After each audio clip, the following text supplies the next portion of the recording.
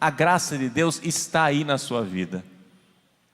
E aqui que vem uma coisa importante. Muitas vezes pode acontecer que a graça de Deus que visita você seja uma tribulação. Aqui é que vem o problema. Acampamento Fortes na Tribulação. Vamos falar de tribulação.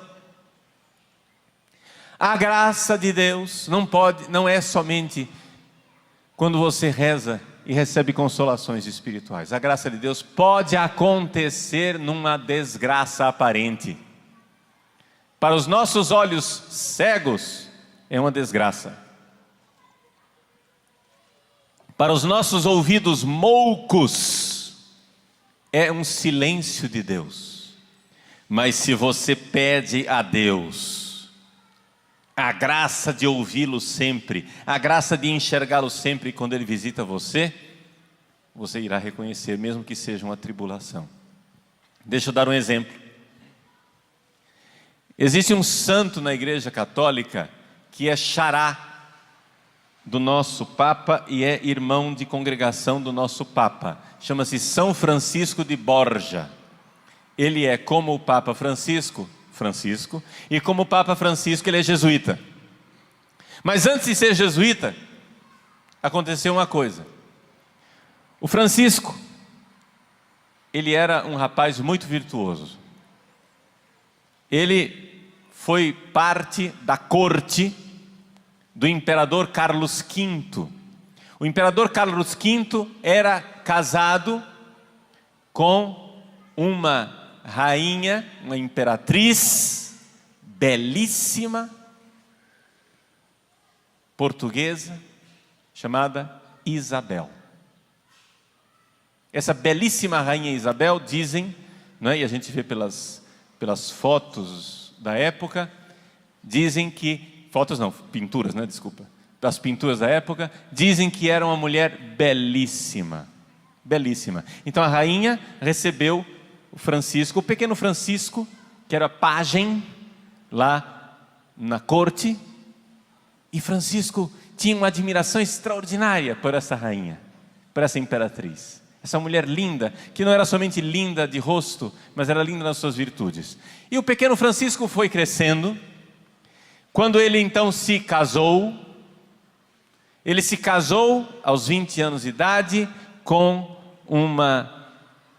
também uma dama da corte da rainha. A rainha deu como esposa a ele a Leonora, né? A dama da corte mais linda que havia. Então os dois se casaram, viveram um santo casamento, tiveram 8 filhos. Com a graça de Deus, foram agraciados, foram abençoados por Deus com 8 filhos. Se você acha que 8 filhos não é uma graça, mude sua cabeça e vire católico. Filho é graça, tá? Filho é graça. Filho não é desgraça. Filho não é coisa ruim. Se converta. Se você está chocado porque eles tiveram 8 filhos, é sinal de que você precisa de um choque mesmo. Esse choque chama-se catolicismo. Muda de cabeça. O fato é que os dois se tornaram esposos. Ele foi nomeado marquês. Mas depois de um parto, a rainha, a belíssima rainha Isabel, faleceu em Toledo. Depois do parto, não por causa do parto em si, mas é que ela teve o parto, a criança nasceu, etc.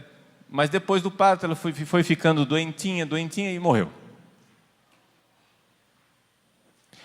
O imperador, então, confiou a Francisco e Leonora, o casal que era do coração da imperatriz, que somente ela, Leonora, poderia vestir o cadáver da imperatriz para prepará-la.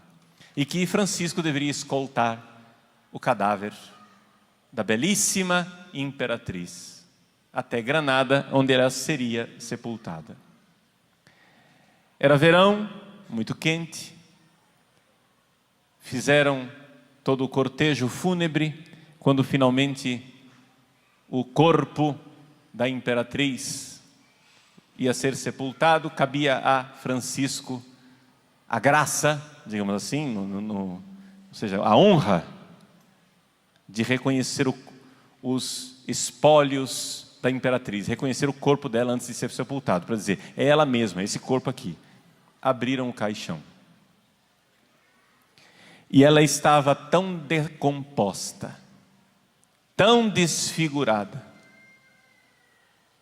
o cadáver estava tão horrível, que todo mundo, quando abriu a tampa do cadáver, do caixão, todo mundo saiu, porque o cheiro era insuportável.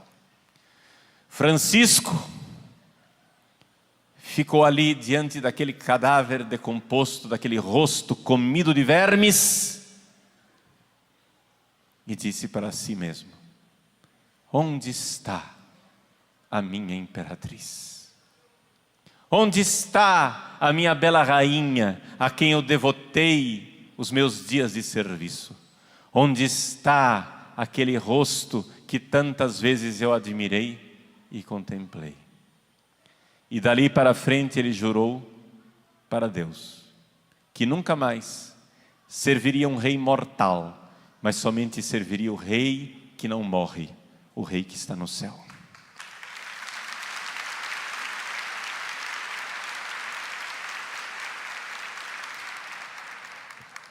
Naquela época, Francisco e Leonora já haviam feito voto de castidade.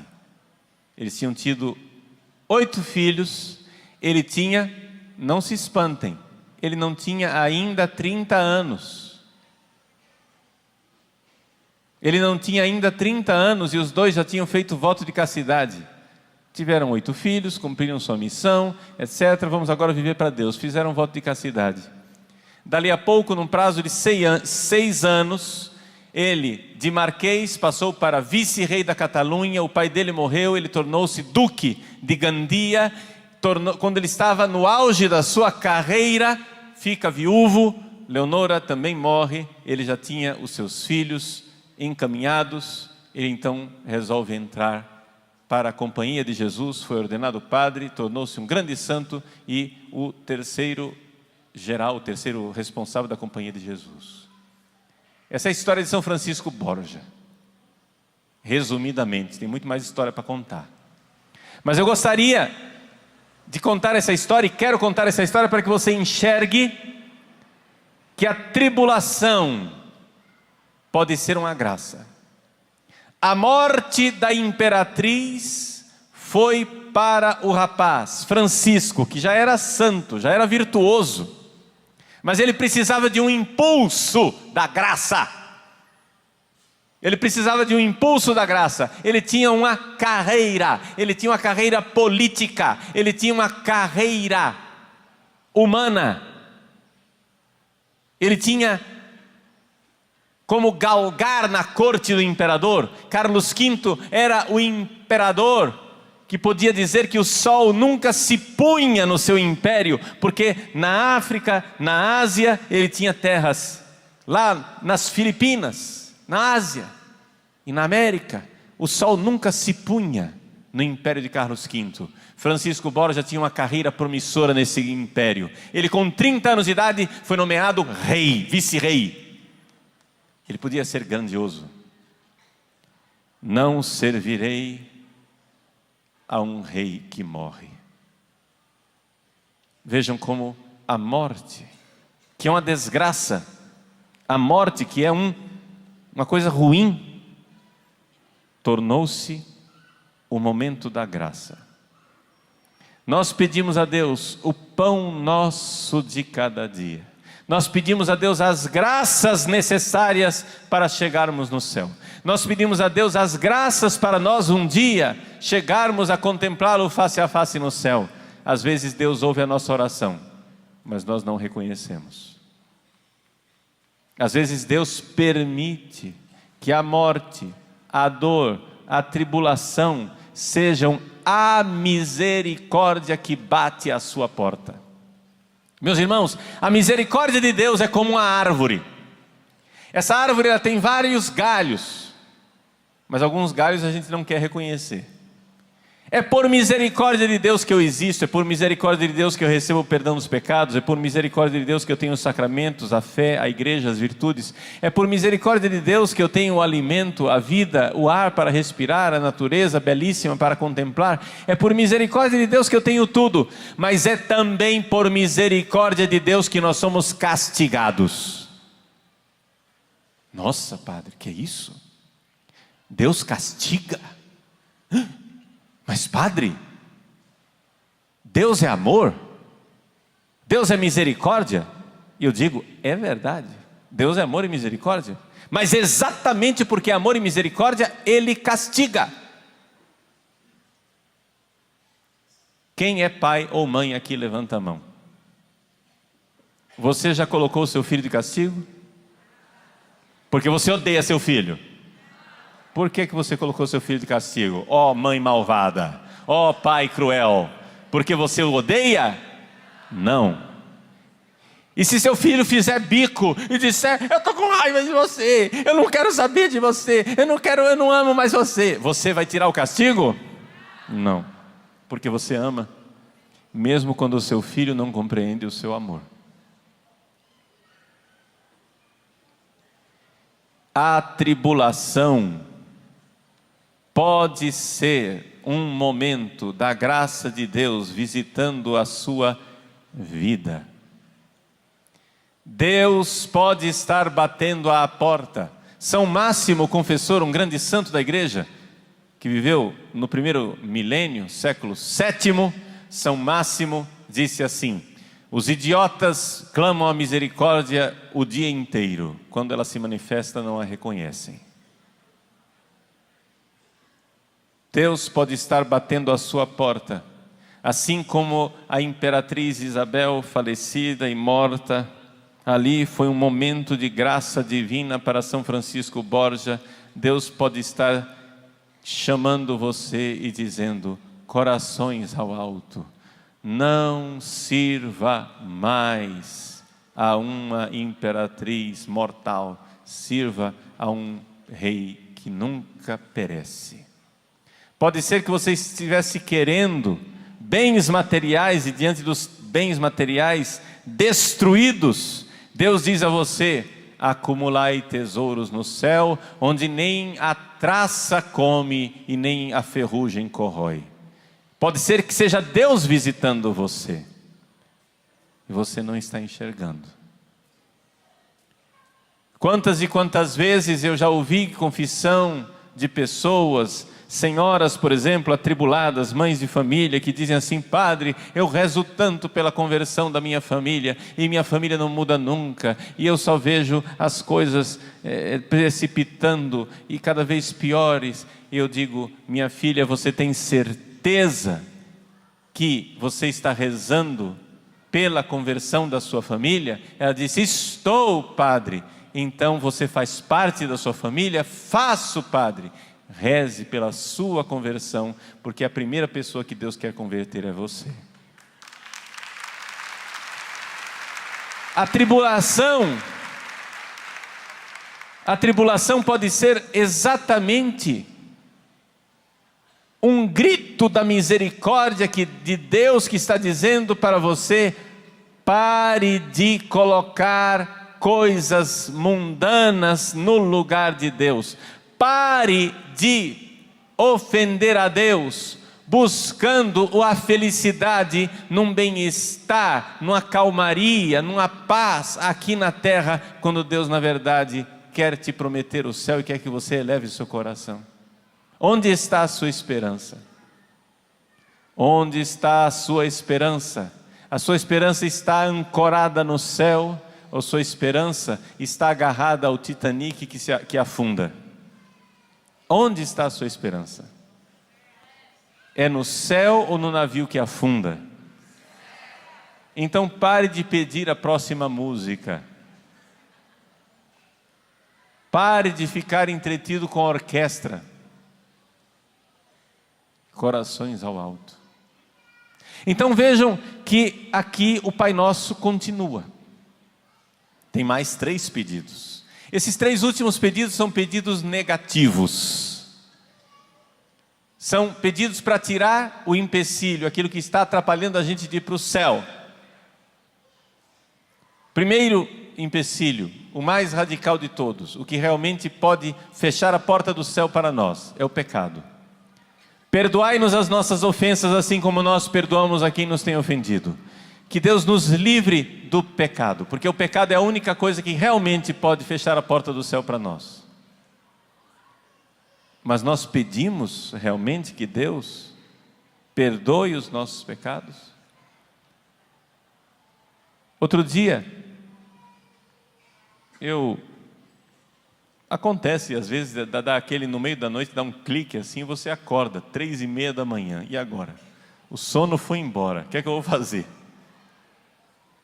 Então, tomei banho, comi uma coisinha na cozinha, foi aqui na casa do Monsenhor Jonas, esses dias agora.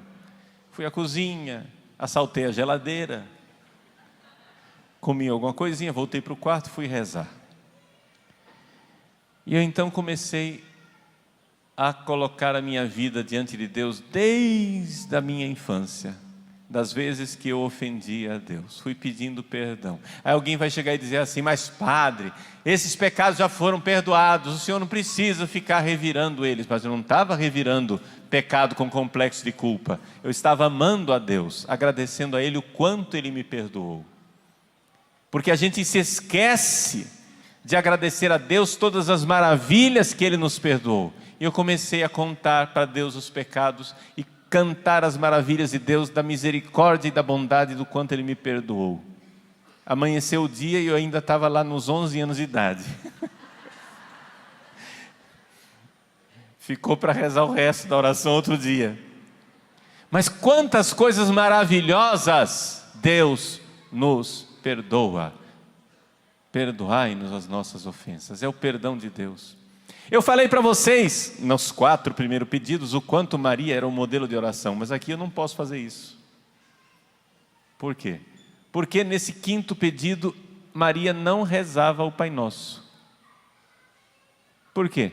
Porque ela não podia dizer perdoai-nos as nossas ofensas, porque ela nunca ofendeu a Deus. Está entendendo?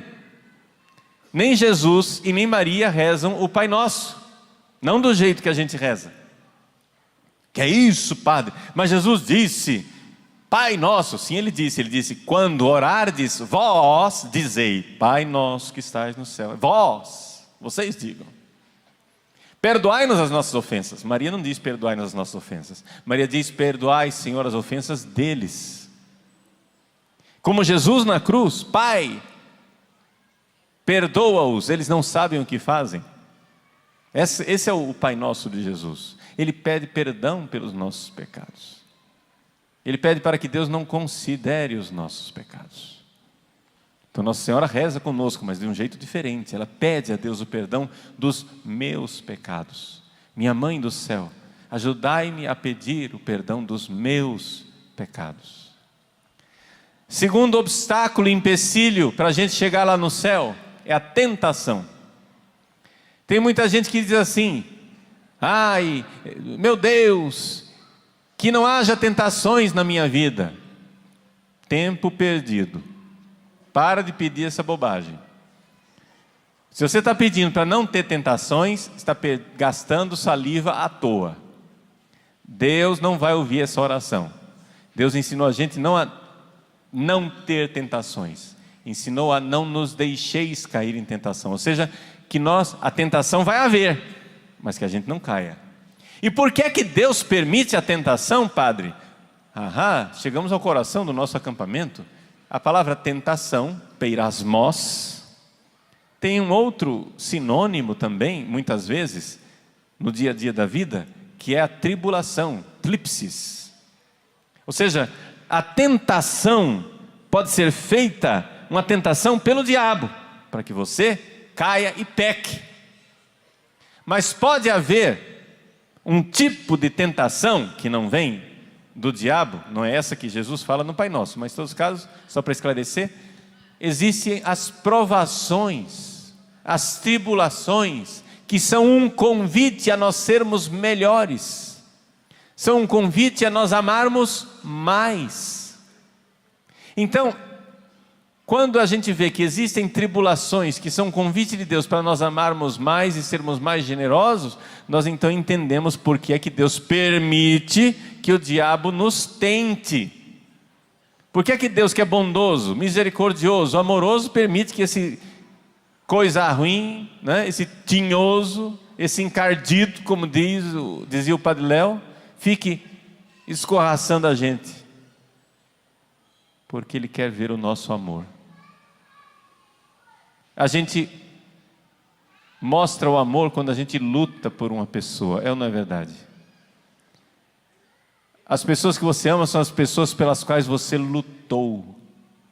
É a famosa história de Santo Antão, narrada na vida escrita por Santo Atanásio. Santo Atanásio escreveu a vida de Santo Antão. Santo Antão era um padre do deserto que vivia, né, dedicando sua vida de oração como eremita, sozinho no deserto. Um dia Antão foi atribulado terrivelmente por Satanás. O diabo apareceu para ele em forma de mulher, e Antão clamou a misericórdia de Jesus. A mulher foi embora. Aí apareceu em forma de touro, de tigres, de cobras, de répteis, etc. E o alarido foi tão grande, que conta Santo Atanásio, que a confusão daquela tentação foi tão terrível que até a parede desabou. E Santo Antão ficou lá, firme, rezando e pedindo misericórdia. Quando as tentações passaram e o diabo foi embora, Jesus apareceu. Aí Santo Antão olhou para Jesus assim e disse: bonito, né? Bonito para sua cara, agora que você vem aparecer. Bom, Santo Antão não disse isso de forma irreverente, como eu estou dizendo aqui. Ele disse de forma mais educada. Santo Antão disse assim: Senhor, onde estáveis quando eu mais precisei de vós?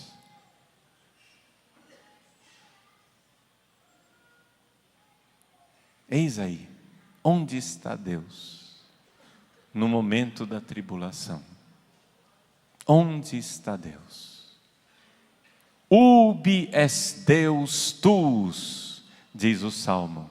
Onde está o teu Deus? Dizem os ímpios, na hora que nós estamos no chão, na hora que nós estamos derrubados. Onde está o teu Deus? Jesus então olhou para Antão e disse: Antão, eu estava o tempo todo aqui, mas eu queria te ver lutar.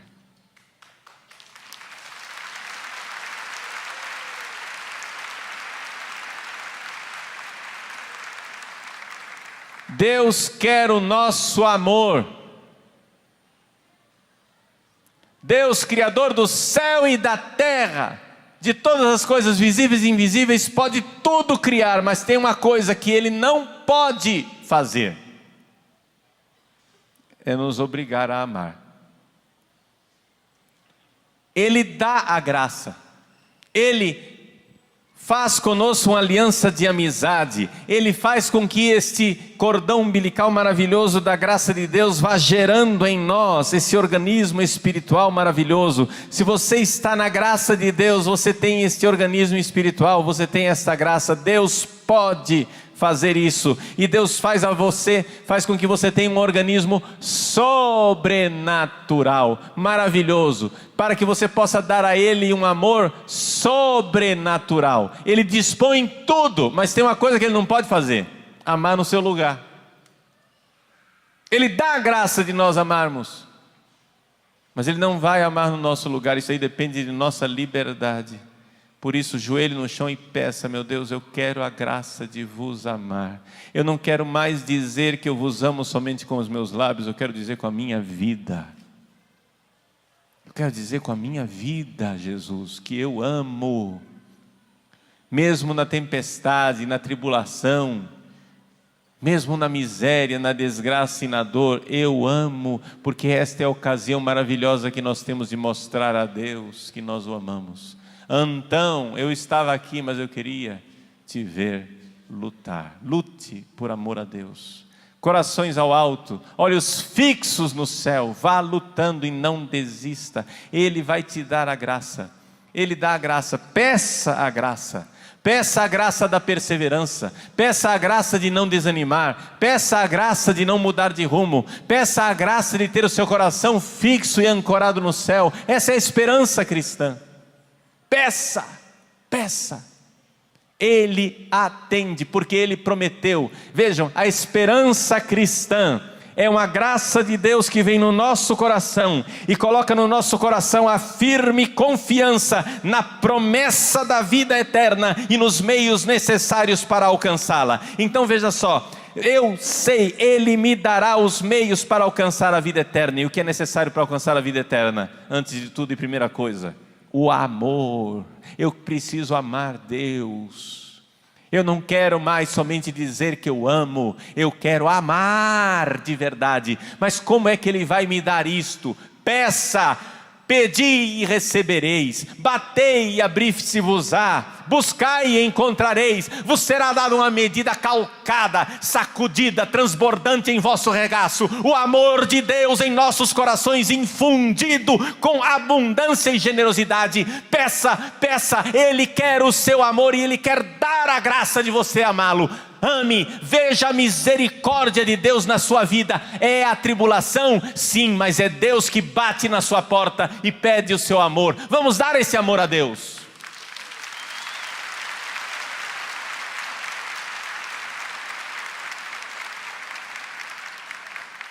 Todos os grandes santos e santas de Deus viveram um momento de túnel escuro. Todos os grandes santos e santas de Deus, seguindo o modelo que é Maria, viveram o sábado santo, o momento da solidão terrível e avassaladora, em que parecia que a fé havia desaparecido do meio da terra. E aí Maria é nosso modelo. Ela que não se deixou abalar pelas tentações demoníacas, ela que não tergiversou, ela que não perdeu a esperança, ela que não se abalou, ela é verdadeiramente a nossa esperança. Spes nostra salve, nossa esperança, ela é verdadeiramente a mãe da esperança. Quando Cabral entrou nas suas caravelas, lá em Portugal, o rei, que era, aliás, pai da imperatriz Isabel, o rei entregou a Cabral o estandarte real da Ordem de Cristo e a imagem de Nossa Senhora da Esperança. A imagem de Nossa Senhora da Esperança é uma imagem com Nossa Senhora com a criança num braço e no outro braço a pomba do Espírito Santo. O Espírito que gerou o Filho em Maria. Os dois braços de Deus, os dois paráclitos de Deus, como diz Santo Irineu de Lyon, Deus Pai, para nos salvar, Ele envia as duas mãos, os dois braços de Deus enviados ao mundo, são os dois paráclitos, o Filho e o Espírito Santo. Maria, a mãe da esperança, tem nos braços os dois paráclitos, os dois intercessores, os dois defensores, os dois advogados, Jesus e o Espírito Santo. Cabral trouxe esta imagem feita de pedra para o Brasil. E quando, no dia 22 de abril, se celebrou, 22 ou 23, agora a história me veio um lapso na memória. 21 descobrimento, mas depois a primeira missa, acho que é 23. Quando teve a primeira missa, olha lá no livro de história e confere, a data não importa. Quando teve a primeira missa no Brasil, eles então ergueram o altar e estava lá no altar a imagem de Nossa Senhora da Esperança. A esperança que ajudou Cabral a transpor os mares, a atravessar o mar tumultuoso e perigoso para chegar até as praias desta terra da Santa Cruz. Meus queridos, minhas irmãs, meus irmãos, também nós entremos na nau Capitânia junto com Cabral para fazer a travessia do mar desta vida. Também nós carreguemos conosco a Senhora da Esperança, a Senhora da Boa Esperança, aquela que é advogada nossa, aquela que intercede por nós, porque se você é fraco na sua oração, ela intercede por você, ela está com os dois paráclitos, abraçada com os dois paráclitos, que os seus braços de mãe sejam verdadeiramente um sinal destes dois advogados que nós temos junto de Deus, Jesus e o Espírito Santo. Deixe-se abraçar por Nossa Senhora, deixe-se abraçar pela Mãe da Esperança, deixe-se abraçar quando toda a esperança humana tiver desaparecido, quando até aquela pequena mecha que fumegava desapareceu debaixo de um balde de água fria, quando você já nada espera, saiba, ela espera contra toda a esperança, ela é a Virgem da Boa Esperança, ela não deixa você jamais, está com você no mais fundo do abismo e da escuridão da sua vida. E ela é modelo de nossa esperança. Por isso, a esperança nos coloca diante de uma grande pergunta, e com isso eu concluo essa pregação. Quem sou eu? Ou seja, para responder o que é que eu posso esperar de Deus, eu tenho que responder quem sou eu. O que é que eu estou fazendo nesse mundo? Qual é a minha finalidade? Eu estou aqui fazendo o quê? Eu vim aqui de férias. Esse mundo é o quê? É um balneário? É uma estação de férias em que nós estamos aqui nesse mundo para passar um belo tempo de felicidade e alegria, um paraíso terrenal, um paraíso terrestre em que nós estaremos muito bem, obrigado, volte sempre, protegidos por Deus em todas as circunstâncias, vivendo uma prosperidade. É isso que nós somos? Jesus por acaso prometeu a alguém a prosperidade aqui nesta terra? Ou ele disse, se você quer me seguir, para lá, para o céu, renuncie a você mesmo, dia após dia, quer dizer, todos os dias, tome a sua cruz e me siga. Tome a sua cruz e me siga para o triunfo do céu, a glória do céu, a beleza do céu, quando nós veremos Deus face a face e veremos a Virgem Maria no seu triunfo de glória. Outro dia, me perguntaram, Padre Paulo, me diga uma coisa, no céu, quando a gente ressuscitar, corpo e alma, nós vamos ter roupa ou nós não vamos usar roupa?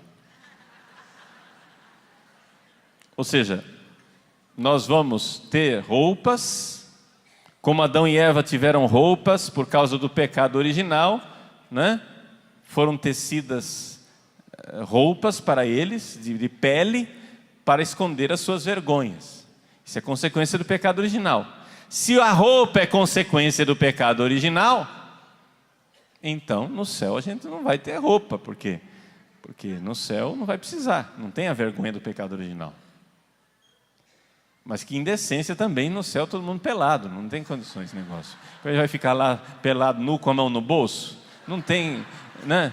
Não tem condições. Então a resposta é a seguinte: a resposta é que quando nós ressuscitarmos no céu, nós não vamos ter roupa, mas ao mesmo tempo nós estaremos vestidos vestidos com a glória de Deus.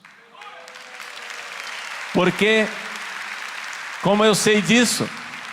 Eu sei disso porque existe uma mulher ressuscitada, e o nome dela é Maria.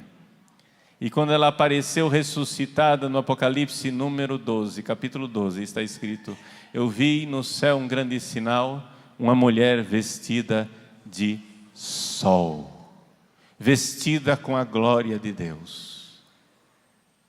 Nós queremos um dia ver Maria no céu, na sua glória. Essa é a nossa esperança. Que nós contemplemos a Virgem na sua glória, na sua graça. Ela, a Virgem da graça, aqui na terra, viveu agraciada, plena de graça. Já que a graça é a glória no exílio, lá no céu ela está plena de glória. Se Deus reuniu todas as águas e fez o mar, e reuniu todas as graças e fez Maria, então no céu, quando estas graças reunidas se encontram no seu lugar e em casa, no céu nós podemos dizer que Maria está cheia de glória, ela tem todas as glórias no céu. Meus irmãos, que alegria saber que nós estaremos com ela. Que alegria poder dizer e cantar aquela música que nós cantávamos em nossa infância.